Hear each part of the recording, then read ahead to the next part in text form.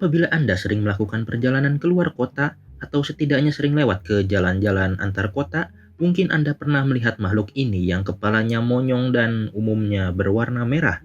Memang sekarang populasinya sudah berkurang, namun setidaknya hingga 10 tahun yang lalu, makhluk ini masih menguasai jalan-jalan antar kota di Indonesia. Ya, inilah truk Mercedes-Benz tipe L911 atau L911 yang sering disebut sebagai Mercy Bagong atau Mercy Nonong. Mengenai julukan Bagong, ada dua kemungkinan asal-usulnya. Kemungkinan pertama, Bagong diambil dari tokoh wayang yang matanya besar, yaitu cukup masuk akal karena truk ini pun memiliki lampu yang cukup besar dan bulat, dan itu bisa dianalogikan menjadi matanya.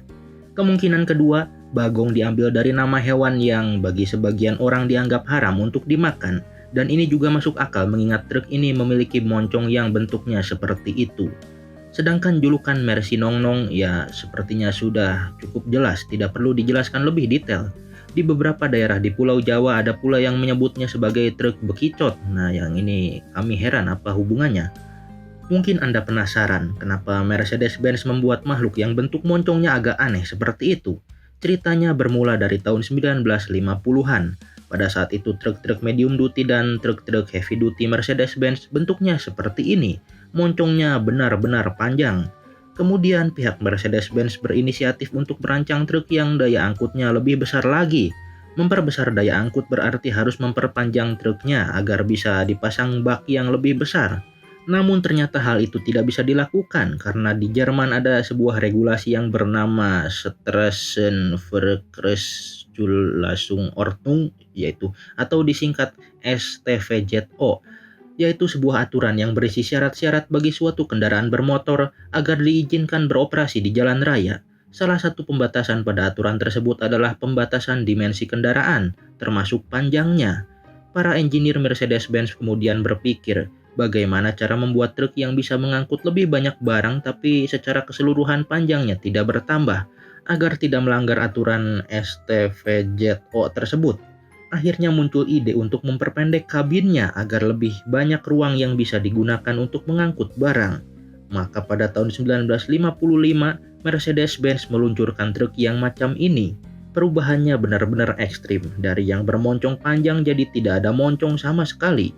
Memang truk tanpa moncong tersebut mampu mengangkut barang lebih banyak karena ruangan yang ditempati oleh kabinnya jadi jauh lebih sedikit. Namun ternyata truk tersebut mendapat banyak kritik karena kabinnya jadi sempit dan mengakses mesinnya sulit. Harus membuka joknya karena kabinnya paten tidak bisa dijungkirkan seperti truk-truk zaman sekarang.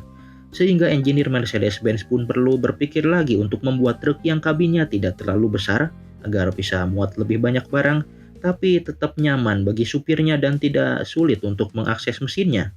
Kompromi itulah yang akhirnya menghasilkan truk macam ini, yang pertama kali diluncurkan pada tahun 1958 untuk tipe-tipe heavy duty-nya, dan kemudian tahun 1959 diluncurkan pula versi medium duty-nya. Truk ini memiliki moncong agar mengakses mesinnya lebih mudah, namun moncongnya pendek agar tidak terlalu banyak memakan panjang kendaraan secara keseluruhan. Karena bentuk moncongnya yang seperti itu, orang-orang Jerman menjulukinya sebagai Kurzhauber. Kurs artinya pendek, Haub artinya moncong, dan ber artinya ber saja, tidak ada artinya, itu hanya semacam imbuhan. Jadi Kurzhauber artinya makhluk yang bermoncong pendek. Ini cukup masuk akal terjemahannya. Dan setelah adanya julukan Kurzhauber tersebut, truk Mercedes-Benz yang lama yang moncongnya panjang juga mendapat julukan baru yaitu Langhauber. Lang artinya panjang, Haub artinya moncong, dan ber artinya ber saja.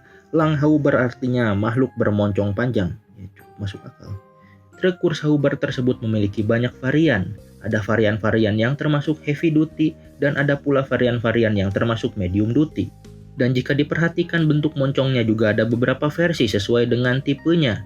Ada yang seperti ini, seperti ini, seperti ini, dan ada juga yang seperti ini. Ini bentuknya jadi aneh sekali. Untuk membedakan antar variannya, digunakan kode-kode model macam ini yang sangat sulit dipahami apa artinya.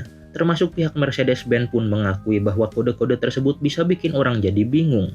Sehingga pada tahun 1963, Mercedes-Benz mengganti sistem pengkodean truknya dengan sistem baru yang lebih mudah dipahami dan masih digunakan hingga sekarang. Kode tersebut diawali oleh beberapa huruf, lalu dilanjutkan dengan 3-4 angka. Untuk awalannya, selalu dimulai dengan huruf L yang artinya Lastwagen, artinya truk, ya karena memang ini seekor truk. Jika ada huruf K berarti itu adalah dump truck, berarti ada sistem PTO untuk menonggengkan baknya. Kemudian jika ada huruf A berarti truk tersebut berpenggerak 4x4, 4-wheel drive. Jika ada huruf S berarti itu adalah traktor head untuk narik trailer. Untuk pemadam kebakaran ada kode khusus yaitu huruf F. Terakhir jika ada huruf KO itu untuk varian-varian khusus yang dipesan oleh pemerintah untuk melayani masyarakat. Biasanya untuk truk penyapu jalan, truk pembersih salju, dan penggunaan-penggunaan lain yang aneh-aneh.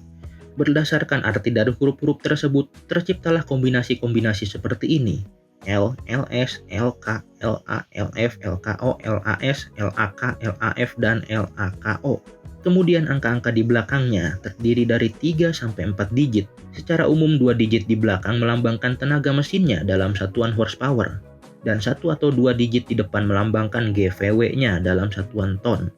Bagi Anda yang belum tahu, GVW atau Gross Vehicle Weight adalah jumlah berat maksimal suatu kendaraan yang dihitung dari penjumlahan berat kosong kendaraan dengan daya angkut maksimalnya. Dalam bahasa Indonesia, istilah ini diterjemahkan sebagai JBB, jumlah berat yang diperbolehkan. Agar Anda makin paham, kami tampilkan beberapa contoh penafsiran kode-kode angka tersebut.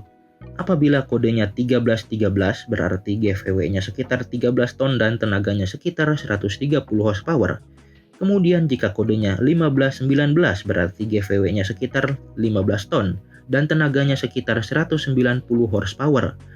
Apabila kodenya 911 atau 911 berarti GVW-nya sekitar 9 ton dan tenaganya sekitar 110 horsepower. Kenapa kami bilang sekitar? Karena pada kenyataannya angkanya tidak pas seperti itu. Bahkan pada beberapa tipe ada penyimpangan yang cukup besar. Mari kita lihat satu persatu. Untuk tenaga mesinnya, ada beberapa tipe yang memiliki lebih dari satu pilihan mesin, dan angka yang dicantumkan pada kode model tersebut adalah tenaga dari mesin yang terkecil yang disediakan untuk tipe tersebut. Sedangkan untuk angka GVW-nya lebih kompleks lagi. Untuk yang seri 710 paling kecil, GVW-nya adalah 7,49 ton, yaitu kalau dibulatkan masih jadi 7 ton, ya masih pas dengan kodenya. Kemudian untuk seri 911, nah ini pilihan GVW-nya ada banyak sekali, karena untuk satu tipe pun ada beberapa pilihan GVW, apalagi mesin yang disediakan ada 3 pilihan. Untuk seri 911 ini GVW yang paling ringan adalah 7,49 ton, dan yang paling berat adalah 10 ton setengah. Ini rentangnya cukup jauh dari angka 9 ton yang dicantumkan pada kodenya. Kemudian seri 1113. Ini cukup tertib karena hampir semua tipe GVW-nya 11 ton, tapi ada pula beberapa tipe yang GVW-nya 12 ton. Untuk seri 1313, ada yang GVW-nya 12 ton setengah, 13 ton, dan 14 ton. Ya ini juga ada penyimpangan tapi tidak se ekstrim yang 911. Pada seri 1513 ada beberapa tipe yang GVW-nya 14,8 ton dan ada pula beberapa tipe yang pas 15 ton. Yang ini masih wajar karena 14,8 ton pun kalau dibulatkan masih jadi 15 ton. Kemudian seri 1813 hanya ada 2 pilihan dan keduanya GVW-nya pas 18 ton. Kemudian seri 1519 juga hanya ada 2 varian dan GVW-nya sama-sama 14,8 ton. Terakhir ada seri 1819, hanya ada satu varian yang GVW-nya 18 ton pas. Yaitulah tipe-tipe yang tersedia pada Mercedes-Benz Kurzhauber yang termasuk ke dalam kelas medium duty truck. Sebenarnya ada versi-versi lain yang masuk ke dalam heavy duty truck dengan GVW di atas 20 ton, tapi kami tidak bahas pada video ini agar durasinya tidak terlalu panjang dan Anda tidak terlalu bingung. Pada Juli 1967, truk ini mendapat improvement, yakni atap kabinnya ditinggikan, yang juga mengakibatkan kaca depannya membesar. Pembesaran kaca depan tersebut juga berpengaruh ke wipernya yang awalnya hanya ada 2 buah dan bertumpuk di tengah, ditambah menjadi 3 buah. Improvement ini juga dilakukan agar kabinnya menjadi lebih lega dan pandangan ke depan menjadi lebih luas. Pada beberapa dokumen, versi improvement ini diberi akhiran B di belakang kodenya, seperti 911B atau 1113B. Mengenai masuknya makhluk ini ke Indonesia, sebenarnya sudah ada beberapa unit yang masuk ke Indonesia sejak dekade 1960-an. Bahkan beberapa unit yang sebelum improvement tahun 1967 juga ada yang masuk ke Indonesia. Mayoritas dijadikan kendaraan operasional instansi pemerintah dan ada pula yang digunakan oleh ABRI. Namun truk ini baru bisa dimiliki oleh masyarakat umum di Indonesia pada awal dekade 1970-an. Pada Oktober 1970 didirikan suatu perusahaan bernama PT Stars Motor Indonesia yang menjadi agen tunggal Mercedes-Benz di Indonesia. Perusahaan tersebut kemudian mulai memproduksi truk Mercy Bagong ini pada tahun 1971 di sebuah pabrik yang berada di Tanjung Priuk, Jakarta Utara, bersamaan dengan truk seri LP yang oleh orang Indonesia disebut sebagai Mercy Kotak atau Mercy Tepak.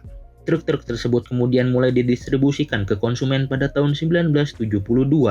Dari sekian banyak varian truk Kursauber medium duty yang kami sebutkan sebelumnya, yang dijual resmi di Indonesia oleh Star Motor hanya ada 4. Yang pertama adalah L91136, yakni truk 911 standar dengan wheelbase 3,6 meter.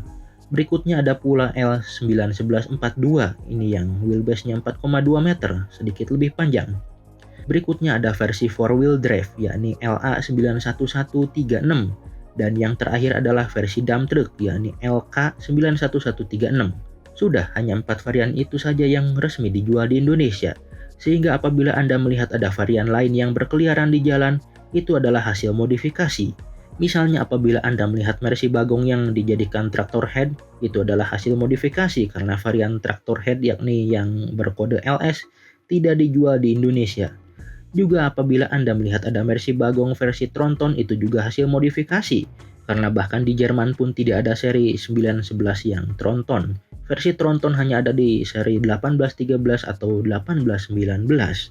Untuk mesinnya, mesin yang disediakan untuk pasar Indonesia hanya ada satu, yakni mesin diesel 6 silinder tipe OM352X yang menghasilkan tenaga 130 horsepower yang sudah berteknologi direct injection. Dan sepertinya inilah mobil barang pertama di Indonesia yang menggunakan mesin diesel direct injection. Layout mesin tersebut cukup unik karena filter udaranya langsung duduk di atas tutup silinder headnya, dan dari luar tidak terlihat ada intake manifoldnya, karena sebenarnya intake manifold tersebut ada di dalam silinder headnya. Ini sepertinya jadi rumit sekali bagian dalamnya. Udara yang masuk ke filter udara tersebut diambil dari kisi-kisi di ujung depan kap mesinnya, kemudian disalurkan ke filter udara melalui saluran yang menembus bagian atas radiator. Jadi bagian atas radiatornya itu bolong. Ini aneh. Terdapat 2 filter solar dan dua-duanya berada di ruang mesin, bahkan bersebelahan, langsung menempel ke blok mesinnya. Mesin tersebut kemudian menggerakkan roda belakang melalui transmisi manual 5 speed. Ya, pilihan transmisi untuk pasar Indonesia pun hanya ada satu, yakni manual 5 speed tersebut. Posisi giginya seperti truk-truk pada umumnya. Gigi mundur ada di kiri depan, gigi 1 di kiri belakang, dan gigi 5 di kanan belakang. Truk Mercedes-Benz seri 911 untuk pasar Indonesia mayoritas memiliki tampilan seperti ini. Kabinnya berwarna merah, kecuali jika ada pesanan khusus untuk menggunakan warna lain. Ada semacam cekungan di bagian depannya dan headlampnya ada di ujung-ujung cekungan tersebut. Di bagian tengahnya ada grill yang dibuat dari semacam kawat nyamuk dan di tengahnya ada logo Mercedes-Benz berukuran besar dan di samping-sampingnya ada garis horizontal berwarna krom. Namun seiring dengan bertambahnya usia, banyak unit yang garis-garis horizontal tersebut sudah hilang, bahkan banyak pula yang logo Mercedes-nya juga ikut hilang. Bempernya terbuat dari logam dan berwarna hitam. Bagian tengah bemper tersebut bolong sehingga umumnya plat nomornya disimpan di bemper bagian samping sebelah kanan. Selain wajah yang macam itu, ada pula beberapa unit yang menggunakan wajah seperti ini. Headlampnya agak diturunkan ke bawah mendekati bempernya. Biasanya yang menggunakan wajah seperti ini adalah truk-truk tipe LA911 yang dipesan khusus untuk ABRI, dan jumlahnya tidak banyak. Karena makhluk ini baru diproduksi di Indonesia pada awal dekade 1970-an, maka kaca depannya sudah menggunakan yang berukuran besar dan wipernya ada 3 buah. Walaupun sekarang sudah sangat jarang ada unit yang wipernya masih komplit tiga-tiganya. Ada yang tinggal 2, ada yang tinggal 1, bahkan ada pula yang tiga-tiganya sudah hilang. Untuk lampu sennya, bisa dibilang tidak ada lampu sen di bagian depan. Lampu sennya malah ada di atas fender depan dan menurut kami ukurannya terlalu kecil dan terlalu jauh dari ujung depan moncongnya. Sebenarnya untuk produksi sebelum tahun 1963, lampu sennya ada di depan, di sebelah headlampnya. Namun entah kenapa untuk produksi sesudah tahun 1963, termasuk yang produksi Indonesia, lampu sennya malah dipindah ke fender. Menurut kami ini adalah suatu kemunduran, tapi memang benar-benar kemunduran. Mundur dari sebelah headlamp dimundurkan ke fender. Di bagian pojok-pojok depan ada semacam tiang kecil yang mungkin ditujukan untuk membantu supirnya menentukan posisi ujung moncong truk ini. Mungkin berguna ketika parkir atau ketika melalui jalan-jalan sempit. Di beberapa negara terdapat lampu sen di ujung tiang tersebut, namun untuk pasar Indonesia tidak ada. Kemudian di bagian samping moncongnya ada tulisan 911 yang menunjukkan identitas dari truk ini. Dan ada lubang ventilasi untuk sirkulasi udara ke dalam kabin yang bisa dibuka tutup. Ini seperti yang ada di Toyota Kijang generasi pertama. Bentuk pintunya seperti ini. Bagian atasnya agak membulat. Ada bagian kecil di jendelanya yang bisa dibuka ke arah luar seperti mobil-mobil zaman dulu. Tapi ini bentuknya tidak segitiga, malah cenderung seperti seperempat lingkaran karena sudutnya membulat. Untuk roda-rodanya digunakan pelek berukuran 20 inci dengan ban berukuran 8,25 inci. Namun karena zaman sekarang ban ukuran 8,25 inci itu sudah langka, mayoritas truk ini menggunakan ban 9 inci sekarang. Sasisnya sebenarnya berwarna merah tua seperti ini, namun sekarang banyak pemilik yang mengecat ulang sasisnya dengan warna hitam. Di sebelah kiri sasis ada tangki solar, sedangkan di sebelah kanan sasis ada tangki penampungan angin. Karena makhluk ini sudah menggunakan rem air over hidrolik. Dan ini merupakan salah satu truk pertama di Indonesia yang menerapkan rem macam itu. Lampu belakangnya aslinya bentuknya seperti ini. Itu kecil sekali ukurannya. Dan karena lampu aslinya sudah langka, mayoritas unit yang beredar di jalan saat ini sudah diganti lampunya menggunakan lampu dari truk-truk yang lebih muda. Interiornya seperti ini. Sebetulnya bisa dinaiki 3 orang, bahkan 4 kalau dipaksakan. Tapi yang bagian tengah itu ruang kakinya sempit. Karena ada jendolan yang sebetulnya merupakan ruangan tambahan untuk mesinnya. Ya memang karena moncongnya pendek, sebagian mesinnya malah jadi masuk ke dalam kabin. Pada jendolan tersebut terdapat sebuah tuas yang serbaguna. Tuas tersebut bisa diputar-putar untuk mengatur RPM idle mesin, dan apabila dipencet, tuas tersebut berfungsi untuk mematikan mesinnya. Ya memang untuk mematikan mesinnya masih menggunakan tuas terpisah, tidak dapat dimatikan langsung dari kunci kontaknya. Pedal-pedalnya bentuknya seperti ini. Ketiga pedalnya terhubung ke arah bawah, tidak seperti truk-truk zaman sekarang yang pedal kopling dan remnya menggantung. Rem tangannya menggunakan model betot yang posisinya ada di dengkul kiri supirnya. Dan itu bentuknya benar-benar seperti tongkat yang biasa dipakai oleh kakek-kakek atau nenek-nenek. Jok yang sebelah kiri bisa dibuka dan di bawahnya ada aki. Ya, aki mobil ini tidak disimpan di luar seperti mobil-mobil lain tetapi ada di bawah jok. Sebenarnya bagus, akinya jadi tidak gampang dicuri, tapi mungkin kernetnya bisa kesetrum kalau lagi apes. Di atapnya ada lubang untuk ventilasi udara, tapi bisa juga digunakan untuk melarikan diri. Tapi untuk apa melarikan diri dari truk? Zaman sekarang banyak unit yang lubang di atapnya itu bocor, sehingga akhirnya dipatenkan saja oleh pemiliknya, jadi sudah tidak bisa dibuka lagi. Dashboardnya dibuat dari logam dan dicat warna bodi, jadi warnanya merah. Di sebelah kiri ada glove box yang tidak terlalu besar. Di bagian tengahnya ada panel yang bisa dibuka, dan di dalamnya ada motor wiper, sekring-sekring, dan beberapa komponen kelistrikan lainnya.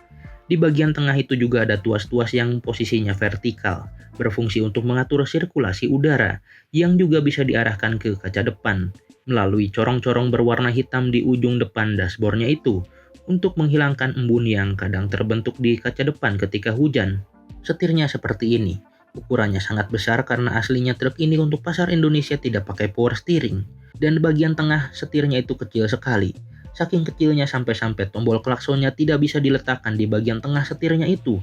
Malah digabung ke tuas di samping kanan setir. Ya tuas di kanan setirnya itu selain bisa digerakkan ke atas atau ke bawah untuk menyalakan lampu sen, juga bisa dipencet ke arah dalam untuk membunyikan klakson.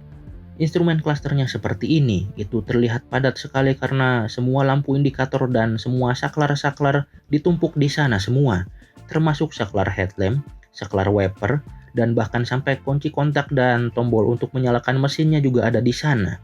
Oh ya, untuk menyalakan mesinnya cukup unik. Tidak seperti pada mobil lain yang dinyalakan dengan memutar kunci kontaknya, pada truk bagong ini kunci kontaknya cukup dicolokkan saja, tidak perlu diputar. Setelah kuncinya ditancapkan, dilanjutkan dengan menekan tombol start engine yang ada di sebelahnya, dan mesin pun akan hidup. Sebetulnya kunci kontak itu bisa diputar sebanyak 2 step, namun fungsinya hanya sebagai saklar tambahan untuk lampu-lampu saja. Kalau sekedar untuk menghidupkan dan menjalankan mobilnya, kunci kontaknya cukup ditancapkan saja. Sebelum mobil ini dapat dijalankan, Anda harus menunggu dulu hingga terdapat tekanan angin yang cukup pada sistem remnya, yang ditandai dengan munculnya suara macam ini. Yaitu suaranya agak mirip kentut. Selain lampu-lampu dan saklar-saklar, pada instrumen klaster tersebut juga ada dua bulatan besar, yang sebelah kanan berfungsi untuk speedometer dan odometer, sedangkan yang kiri menunjukkan suhu mesin, volume solar, tekanan oli, dan tekanan angin rem. Truk bagong ini berhenti diproduksi di Indonesia pada tahun 1983 karena pada saat itu pabrik Mercedes-Benz di Tanjung Priuk ditutup. Pada saat yang sama, truk Mercedes seri LP yang kabinnya kotak juga berhenti produksinya. Kemudian pada tahun 1984, Mercedes-Benz membuka pabrik baru yang berlokasi di Desa Wanaherang, Kecamatan Gunung Putri, Kabupaten Bogor. Di pabrik yang baru tersebut, Mercedes-Benz tidak memproduksi truk seri 911 ini lagi. Mereka menggantinya dengan truk yang lebih modern, yang dinamakan Mercedes-Benz NG, singkatan dari New Generation. Ada beberapa jenis truk generasi baru ini yang dijual di Indonesia, namun yang paling banyak populasinya adalah tipe 917. Di Jerman sendiri, truk Kurzhauber ini berhenti diproduksi massal pada tahun 1977. Namun hingga tahun 1995 masih bisa dipesan jika ada permintaan khusus. Di Brasil makhluk ini diproduksi sampai tahun 1990 dan di tahun-tahun terakhirnya ada semacam facelift yang membuat bentuknya jadi makin aneh. Di Argentina, makhluk ini diproduksi hingga tahun 1997. Namun yang paling lama memproduksi makhluk ini adalah di Iran. Di sana makhluk ini direbadge oleh suatu perusahaan bernama Iran Khodro Diesel. Konon di sana makhluk ini masih dijual hingga saat ini, walaupun sudah dilakukan beberapa pembaharuan pada mesinnya, sehingga bisa lulus standar Euro 4. Apabila demikian, berarti makhluk ini menjadi salah satu mobil yang paling lama masa produksinya di alam dunia, bahkan sebentar lagi bisa jadi juara satu. Karena jika dihitung sejak pertama kali diluncurkan oleh Mercedes-Benz pada tahun 1958 dan sampai saat ini masih diproduksi oleh Iran Khodro Diesel, berarti makhluk ini sudah diproduksi selama 60 tahun lebih. Sebagai penutup video ini, kami tampilkan beberapa spesifikasi teknis dari Mercedes-Benz L911, LA911, dan LK911 yang dijual resmi di Indonesia. Silahkan dibaca apabila Anda penasaran.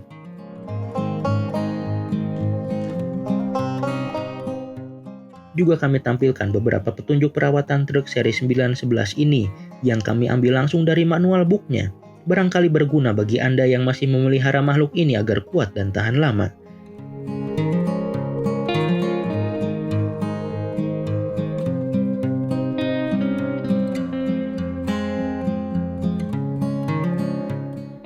Demikianlah pembahasan kami mengenai Mercedes-Benz L911 dan kawan-kawannya. Silahkan Anda komentar apabila ada info penting yang belum tercantum pada video ini. Terima kasih telah menonton.